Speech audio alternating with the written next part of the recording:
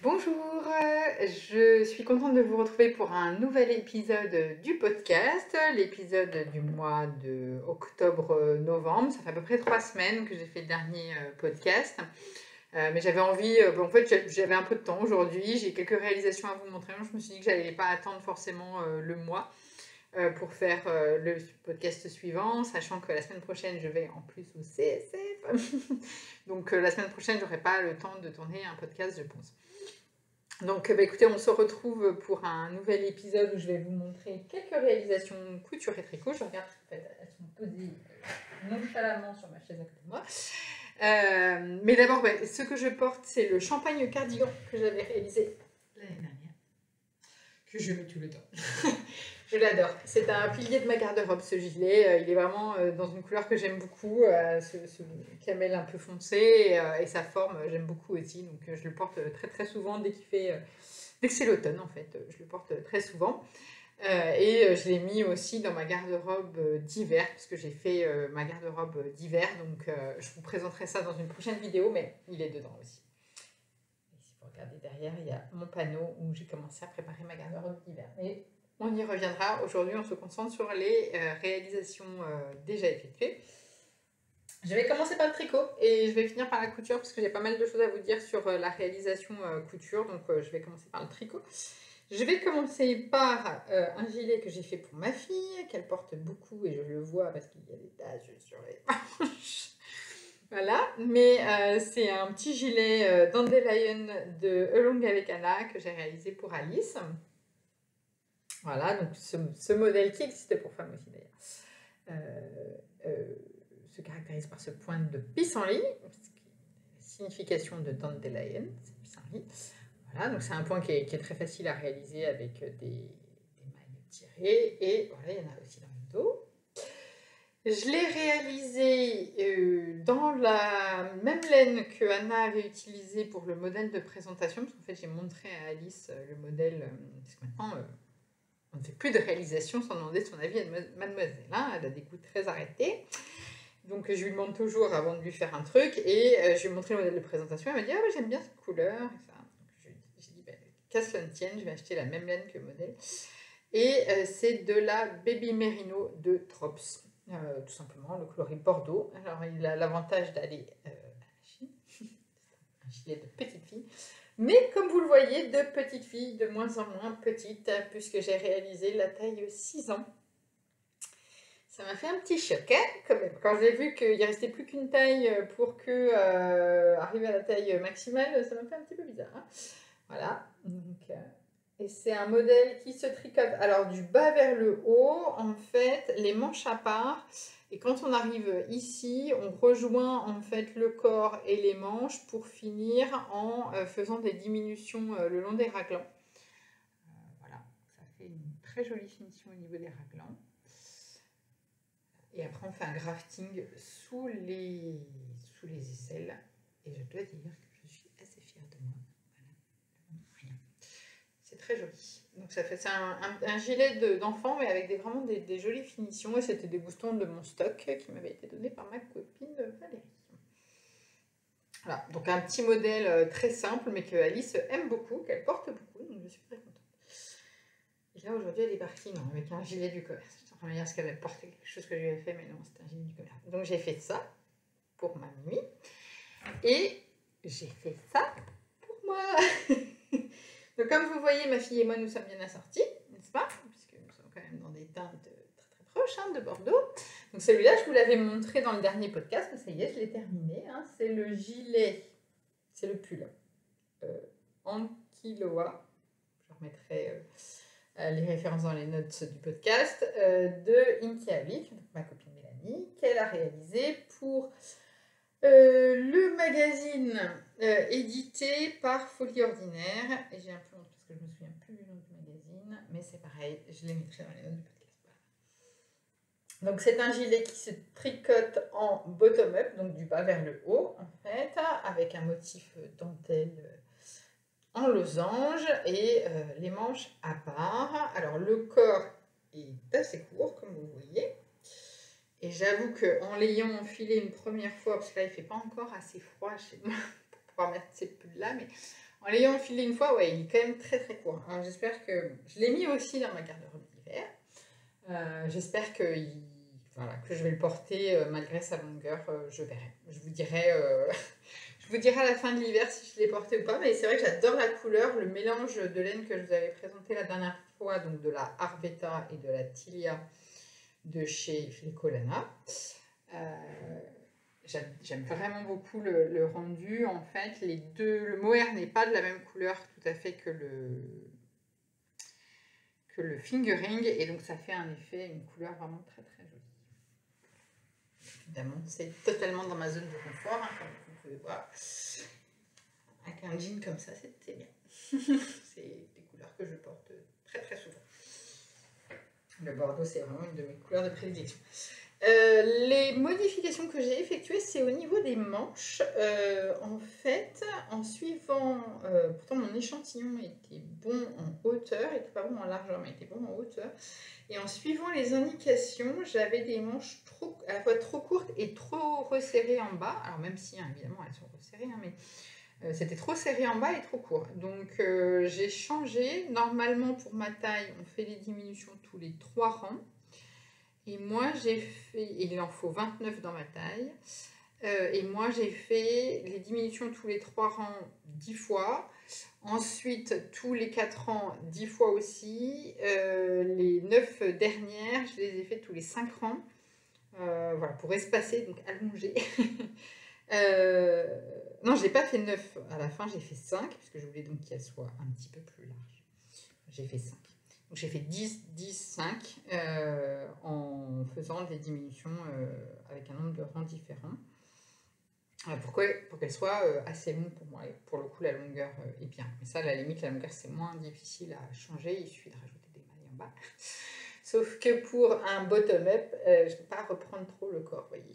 À la limite, je pourrais essayer de reprendre et de rajouter des mailles, mais ça serait dans le bon sens. Bref. C'est pas ma construction préférée, le bottom-up, pour ça. C'est que c'est difficile de jauger la longueur du corps par rapport à ce dont on a besoin, mais c'est vrai que j'aime beaucoup la couleur. Donc je verrai si je le porte. J'espère que je vais le porter. Je vais faire tout pour, hein, bien sûr, pour le porter cet hiver. Et si je vois que je ne le porte pas cet hiver, je le déferai et je récupérerai la laine. Parce que vraiment, le mélange me plaît beaucoup. Mais on va pas partir comme ça. Là, je vais essayer de le porter avec mes pantalons taille haute notamment, et je vous dirai.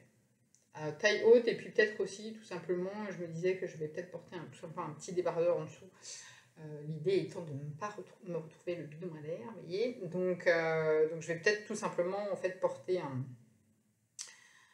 un top en dessous, et puis ça ira très bien comme ça. Mais voilà, je l'aime beaucoup, la couleur me plaît beaucoup, et je suis contente de l'avoir terminée, puisque ça me fait une pièce supplémentaire pour ma garde-robe d'hiver. Mais je vois que, en fait, j'ai pas pris beaucoup de temps, tous ces deux, je vous avais parlé déjà du pull, et l'autre, c'est pas très compliqué.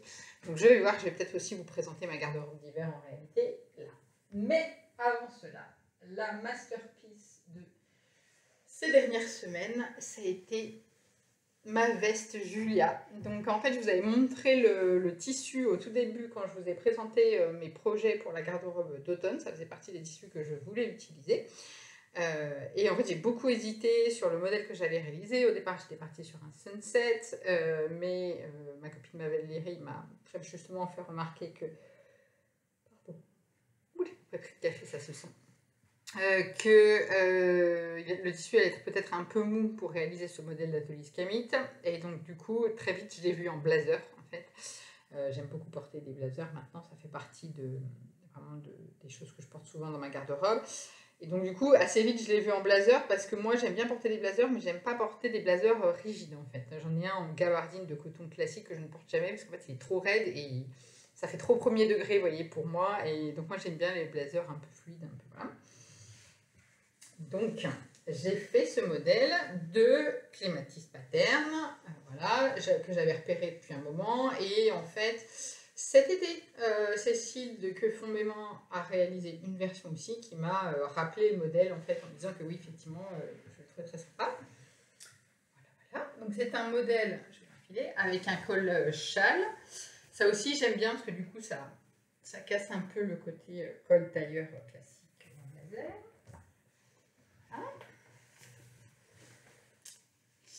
Donc voilà, donc c'est avec un col-châle en fait, j'ai fait quelques modifications que je vais vous détailler, mais voilà, comme ça. Et donc du coup, il est fait en plusieurs parties. Dans le devant, il n'y a pas, mais par contre, dans le dos, il me semble qu'il y a une découpe. Oui, il y a des... Ce que j'aimais bien, c'est qu'il n'était pas trop boxy, parce qu'en fait, à l'arrière, il y a une découpe ici. Là, c'est le milieu dos. Le milieu dos est ici. Et en fait, il y a des découpes sur les côtés qui permettent de le faire une ligne un peu plus soulignée. Et alors, normalement, et c'est ça la modification principale que j'ai réalisée, normalement, en fait, il y a une découpe sur le devant à l'horizontale dans lesquelles sont pris les rabats de poche pour des fausses poches. En fait, c'est des poches décoratives. Mais moi, comme vous le voyez, c'est un tissu à carreaux, n'est-ce pas? Et je voulais soigner évidemment les raccords et la découpe en plein milieu, sachant que normalement, il y a une pince sur le devant. Voilà, je me suis dit, oula, entre la pince et le raccord comme ça, là, ça va pas être possible. Et puis, je voulais des poches fonctionnelles. Donc, j'ai rejoint les pièces du devant. En fait, j'ai supprimé la pince du devant sur le haut du devant et j'ai rejoint le haut et le bas du devant en une seule pièce. J'ai tout fait en une seule pièce au lieu d'avoir une pince et deux pièces. J'ai tout rejoint. C'est Made in Estelle qui a réalisé un tuto justement pour ce modèle, pour faire cette modification. Ça m'a beaucoup fait rire parce que j'étais en train de la faire au moment où elle a fait son tuto.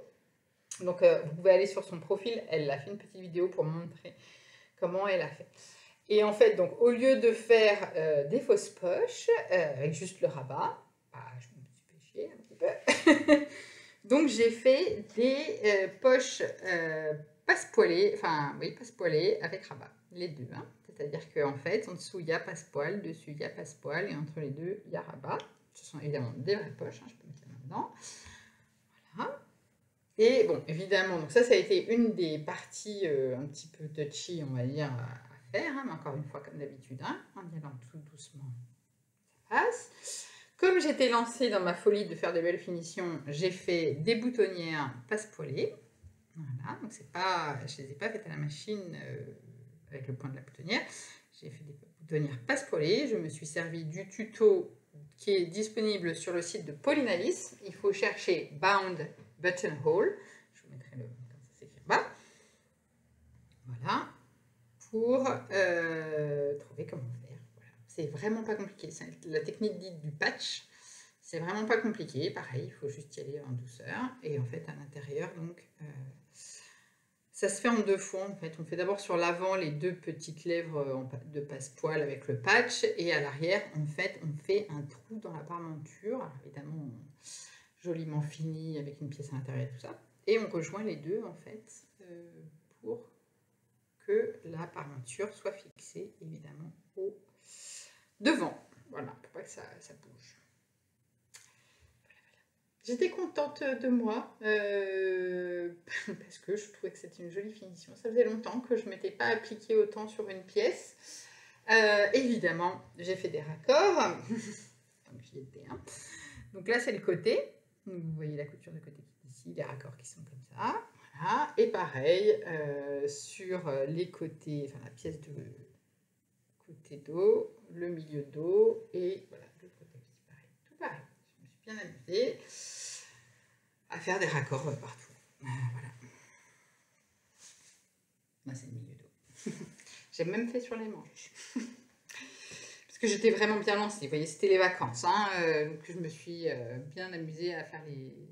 J'ai mis 2 jours à couper mes pièces, pour vous donner une idée. Parce que, comme vous le savez, évidemment, les raccords, c'est une question de découpe de pièces. Hein. Vous pouvez toujours essayer de faire des raccords. Si vous n'avez pas prêté attention à comment vous avez coupé votre pièce, c'est mort. Ça ne marchera pas. Voilà. Donc, mais sinon, le montage, très bien, facile. J'ai pas eu de difficultés particulières. Donc, il y a une parmenture à l'intérieur avec un arrondi. Le bas, c'est pas forcément la finition que je préfère ici au coin, là. Parce qu'elle arrive vraiment tout au bout et puis après elle remonte comme ça. Pas forcément la finition que je préfère. Moi, je préfère quand c'est un coin bien carré comme ça. Mais franchement, il n'y a pas de problème, ça passe.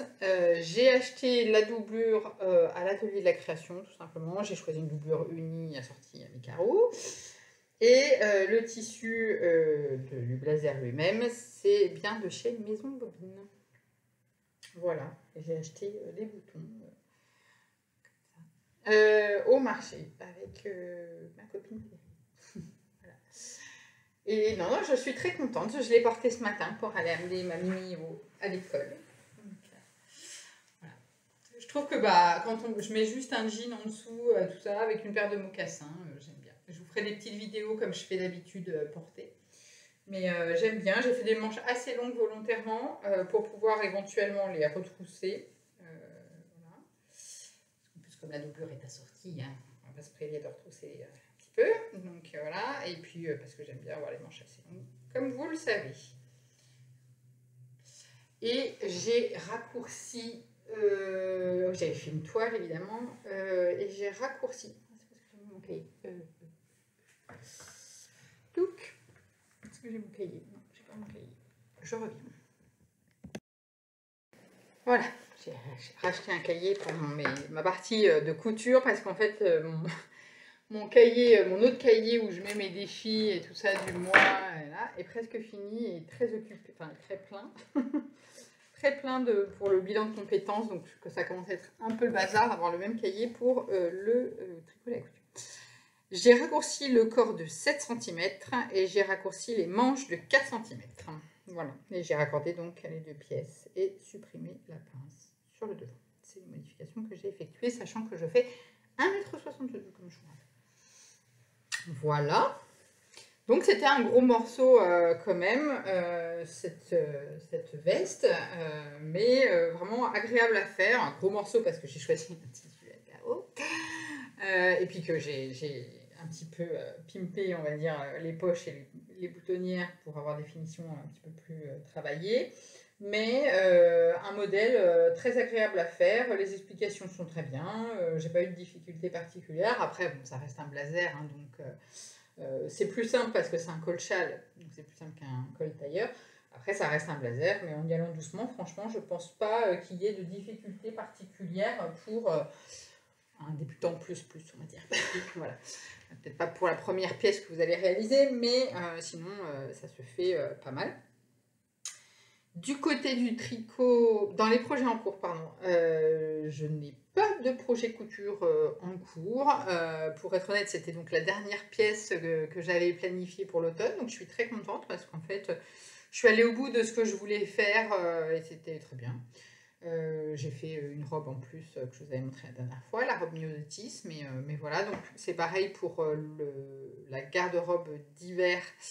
Je prévois pas beaucoup de pièces fait main, comme ça me laisse un peu de place pour les coups de cœur, et puis comme vous le savez, je me consacre pas mal à ma reconversion professionnelle. La fin de l'année au boulot, c'est toujours un petit peu particulier, n'est-ce pas?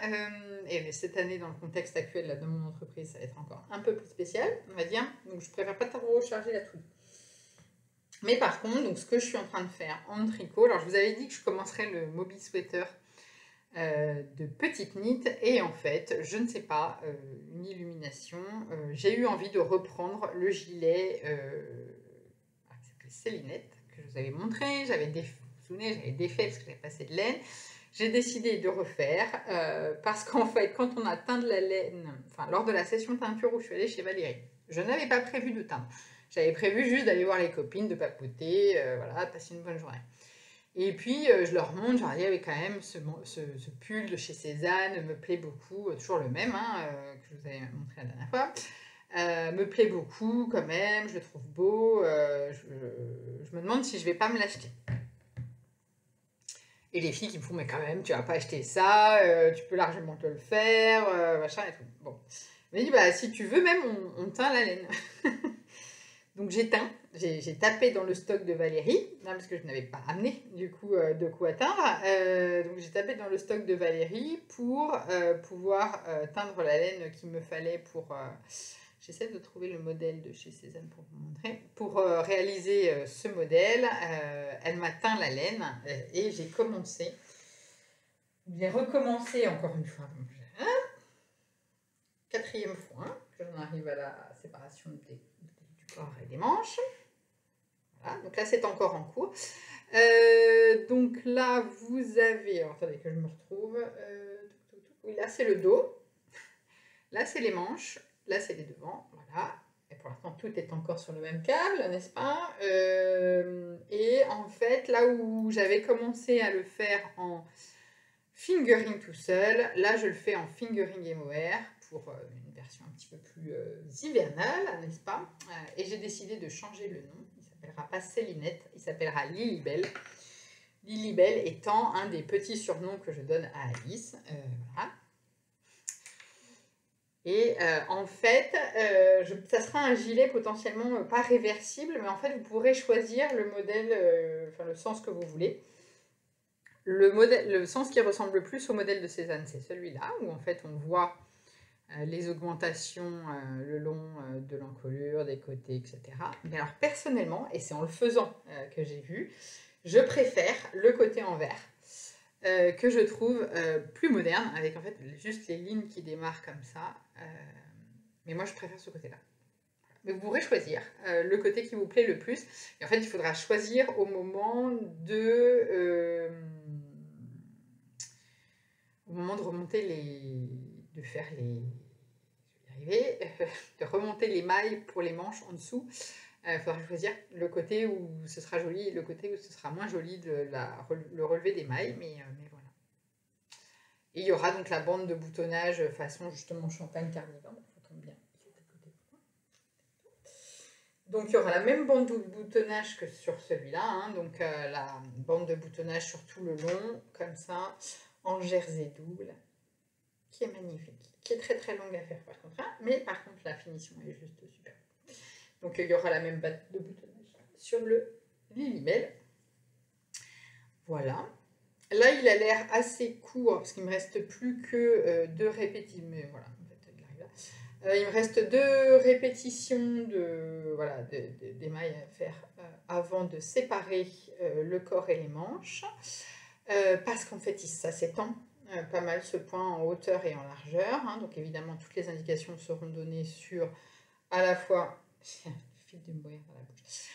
À la fois sur l'extension en largeur et en hauteur, pour que vous puissiez vous repérer. Et voilà. Donc là, il y aura la patte de boutonnage qui fera tout le long comme ça.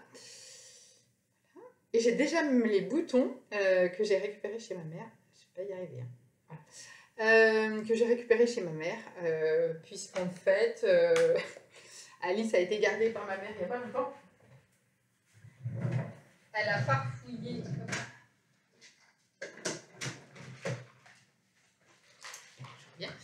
C'est l'avantage d'être dans mon atelier, n'est-ce pas, quand je tourne. Elle a farfouillé dans ses boutons et en fait, je disais à ma mère, bah, justement, je cherche des boutons en corde et tout ça. Et elle a farfouillé dans les boutons de ma mère. Et elle m'a trouvé exactement ce que je voulais. Voilà, dans le butin de ma maman, qui garde tout. Ça sera des boutons comme ça.